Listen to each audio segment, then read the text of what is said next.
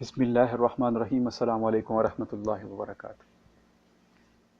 سامعین، ایک شخص کے پاس 50 روٹیاں ہیں جو اس نے 100 عورتوں میں تقسیم کرنی ہیں۔ ہر عورت کی خواہش ہے کہ اسے ایک پوری روٹی ملے۔ آدھی روٹی پر کوئی راضی نہیں کہ عدل نہیں ہو سکے گا۔ اس تحریک سے متاثر ہو کر وہ شخص 50 عورتوں میں ایک ایک روٹی تقسیم کر دیتا ہے اور باقی 50 عورتوں کو صبر اور توکل کی تلقین کرتا رہتا ہے اور دعائیں کرتا ہے کہ یا اللہ ان کی بھوک غیب سے رفع کر دے۔ کیا یہ عمل فضول نہیں؟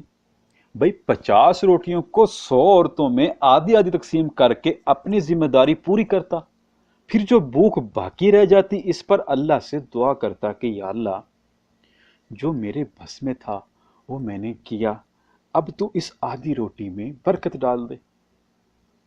بس یہی حال ہمارے معاشرے کا ہو چکا ہے سامعین۔ جن خوش نصیب عورتوں کو پوری روٹی مل جاتی ہے وہ اپنی روٹی تقسیم کرنے پر راضی نہیں ہوتی، اور جو مرد اس تقسیم کے ذمہ دار ہیں وہ عدل اور انصاف کی آڑ میں بہانے ڈھونڈتے رہتے ہیں۔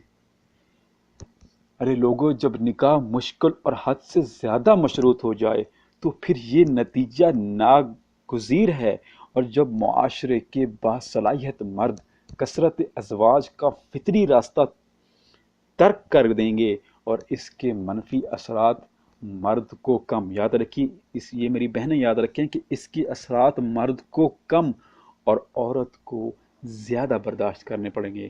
یہ خبر نہیں المیہ ہے۔ السلام علیکم ورحمۃ اللہ وبرکاتہ۔